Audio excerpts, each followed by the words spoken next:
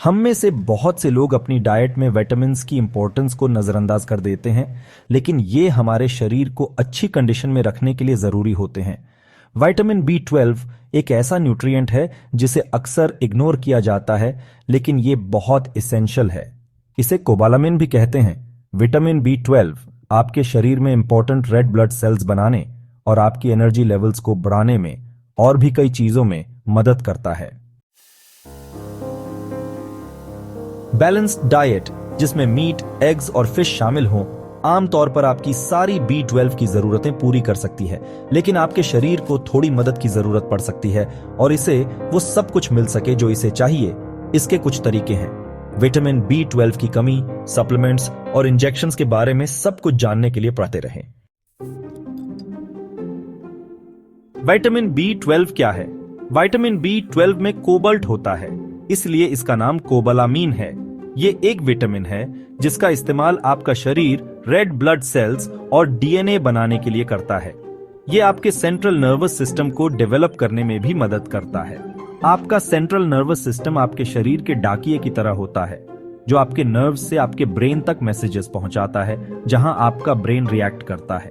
इसके अलावा ये विटामिन आपके बालों, नाखूनों और स्किन को हेल्थी रखने में मदद करता है।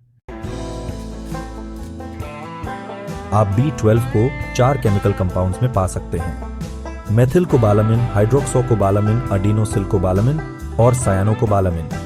मेथिल कोबालामिन और एडिनोसिलकोबालामिन मीट और डेयरी प्रोडक्ट्स में होते हैं। अगर आप वेगन या वेजिटेरियन हैं, तो आपको B12 की कमी से बचने के लिए विटामिन B12 सप्लीमेंट लेनी पड़ सकती है। सायानोकोबालामिन विटामिन B12 का सिंथेटिक फॉर्म है, जो सप्लीमेंट्स में मेथिल कोबालामिन और एडिनोसिलकोबालामिन में टूट जाता है। वहीं अगर आपको विटामिन B12 की कमी है, तो आपको इंजेक्शन या IV ड्रिप लगवाने की जरूरत पड़ सकती है। यहां हाइड्रोक्सोकोबालामिन काम आता है। यह विटामिन का एक मैन्युफैक्चर्ड वर्जन है, जिसका इस्तेमाल कमी को पूरा करने के लिए किया जाता है। विटामिन B12 के फायदे। विटामिन B12 की हेल्थी डोसेज लेने से आपके शरीर को इन तरीकों से फायदा हो सकता है। रेड ब्लड सेल फॉर्मेशन में मदद करता है। आपके शरीर को DNA बनाने के लिए रेड ब्लड सेल्स की जरूरत होती है। आपका शरीर रोजाना आपके सबसे पुराने रेड ब्लड सेल्स का 1% खो देता है। विटामिन B12, विटामिन B9 या फोलेट के साथ मिलकर आपके शरीर को खोए हुए रेड ब्लड सेल्स को फिर से बनाने में मदद करता है। विटामिन B12 की हेल्थी डोज के बिना आपको अनीमिया हो सकता है। एनर्जी लेवल्स को बढ़ाता है। कुछ एनर्जी ड्रिंक्स आपको एनर्जी देने के लिए विटामिन B12 का इस्तेमाल करते हैं। हालांकि ये तभी अच्छे से काम करते हैं जब आपको विटामिन B12 की कमी हो। ऐसा होने पर आपको थकान, सुस्ती और चिड़चिड़ापन महसूस हो सकता है। खाने या सप्लीमेंट से विटामिन B12 का सही लेवल आपके शरीर को आपके काम निपटाने के लिए एनर्जी दे सकता है। नर्व हेल्थ में मदद करता है। इसकी रेगुलर डोसेज लेने से आपके नर्वस सिस्टम को मदद मिल सकती है। डैमेज नर्व सेल्स को हील करने की क्षमता के कारण विटामिन B12 को न्यूरोट्रॉपिक विटामिन माना जाता है। जब आप ये विटामिन लेते हैं तो इसमें मायलिन होता है। मायलिन नर्व फाइबर्स के चारों ओर एक परत होती है, जो उनके और ब्रेन के बीच बेहतर कम्युनिकेशन की अनुमति देती है। यही कारण है कि विटामिन B12 की कमी की कुछ समस्याओं में पैरों या उंगलियों का सुन्न होना, मांसपेशियों में कमजोरी और कोऑर्डिनेशन की समस्याएं शामिल हैं। मूड और कॉग्निटिव फंक्शन को इंप्रूव करता है। विटामिन B12 आपके मूड को प्रभावित करने वाले केमिकल्स को बनाने में ब्रेन में भूमिका निभाता है। हालांकि स्टडीज से पता चलता है कि विटामिन के लो लेवल से डिप्रेशन हो सकता है, लेकिन वो ये तय नहीं कर सकते कि विटामिन के रेगुलेटेड लेवल्स मूड को बूस्ट करते हैं या कॉग्निटिव फंक्शन को इंप्रूव करते हैं। विटामिन B12 की कमी के संभावित खतरे। जब आपके शरीर को पर्याप्त विटामिन B12 नहीं मिलता है, तो आपको निम्नलिखित मेडिकल कंडीशंस हो सकती हैं: अनीमिया और उससे जुड़े सिम्टम्स। जब आपके शरीर को पर्याप्त विटामिन B12 नहीं मिलता है, तो ये रेड ब्लड सेल्स के ग्रोथ को धीमा कर देता है। रेड ब्लड सेल्स का लगातार कम होना विटामिन B12 डेफिशिएंसी अनीमिया का कारण बन सकता है। इससे आपको मांसपेशियों में कमजोरी और थकान हो सकती है। Neurological issues. आपके शरीर में विटामिन B12 की कमी से न्यूरोलॉजिकल इश्यूज हो सकती है। कुछ सिम्टम्स में शामिल हैं याददाश्त कम होना, विजन प्रॉब्लम्स और एटैक्सिया, जो एक ऐसी कंडीशन है जिसमें आप फिजिकल कोऑर्डिनेशन खो देते हैं।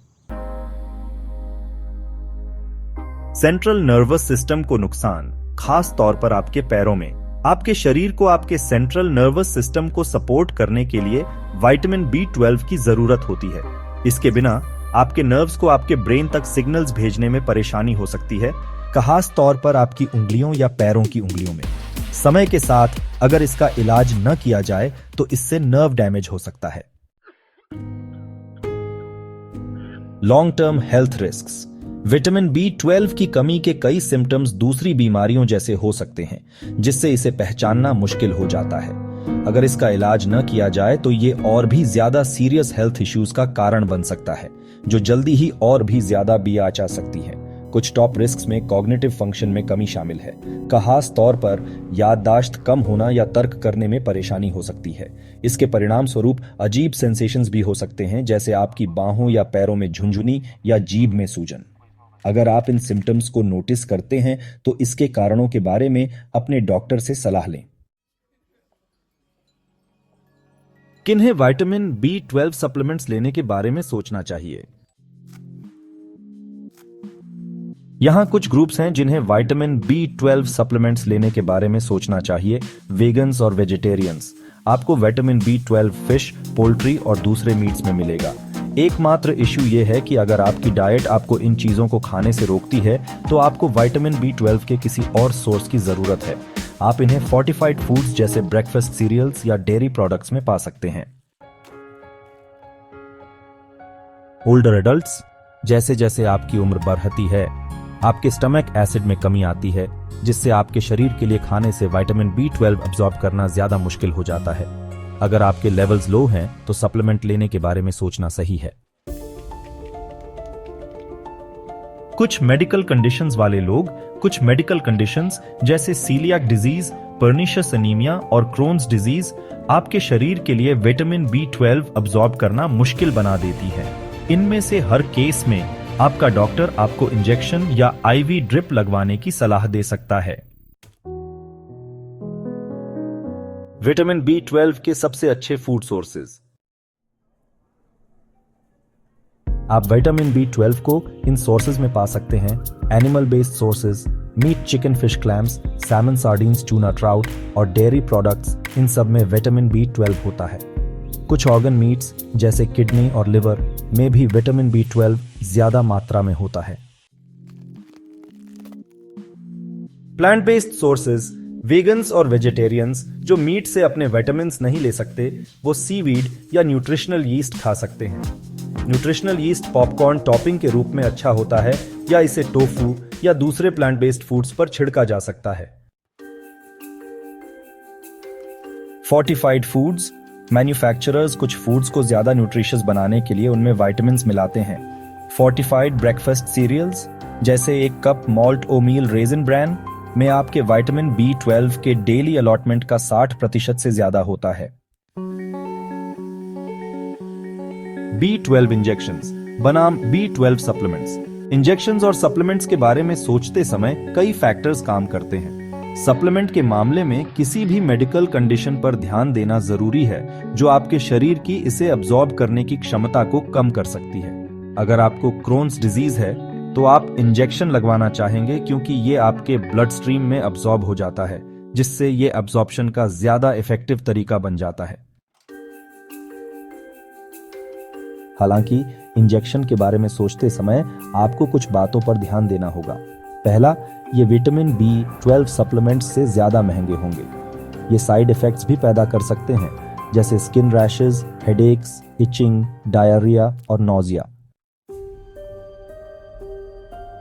वहीं अगर आपको कोई मेडिकल कंडीशन नहीं है जिसमें आपको अब्सॉर्प्शन में मदद की जरूरत हो, तो सप्लीमेंट्स ज्यादा कॉस्ट इफेक्टिव होते हैं। हालांकि अगर आप फोलिक एसिड सप्लीमेंट्स ले रहे हैं या आपको कोबाल्ट से एलर्जी है, तो अपने डॉक्टर से बात किए बिना इन्हें लेने से बचें। अंत में आपका डॉक्टर आपको सबसे अच्छा तरीका तय करने में मदद कर सकता है। सप्लीमेंट या इंजेक्शन लेना शुरू करने से पहले अपने विटामिन B12 लेवल्स की जांच के लिए ब्लड टेस्ट करवाने की उम्मीद रखें। विटामिन B12 डोजिंग और एब्जॉर्प्शन टिप्स। एब्जॉर्प्शन को मैक्सिमाइज करने के सबसे अच्छे तरीकों में से एक है proper gut health. Supplements try करने से पहले यह जरूरी है कि आपको रेगुलर डायरिया, कॉन्स्टिपेशन या दूसरी प्रॉब्लम्स न हो जो आपके शरीर को विटामिन को अच्छे से अब्सॉर्ब करने से रोक सकती हैं। अगर आपका डॉक्टर आपको सप्लीमेंट लेने की परमिशन देता है तो लेबल पर दिए गए इंस्ट्रक्शंस को फॉलो करें। विटामिन B12 की डेली रिकमेंडेड डोज 2.4 माइक्रोग्राम्स है। अगर आप चिकन, सी फूड या एग्स से भरपूर बैलेंस डाइट खाते हैं तो आपको यह मात्रा अपनी डाइट से मिल जाएगी। अगर आपको विटामिन B12 सप्लीमेंट की जरूरत है तो दूसरे न्यूट्रिएंट्स के बारे में जरूर जान लें जो इसकी इफेक्टिवनेस को कम कर सकते हैं। विटामिन C सप्लीमेंट्स का उल्टा इफेक्ट होता है। ये आपके शरीर में विटामिन B12 को कम कर देते हैं।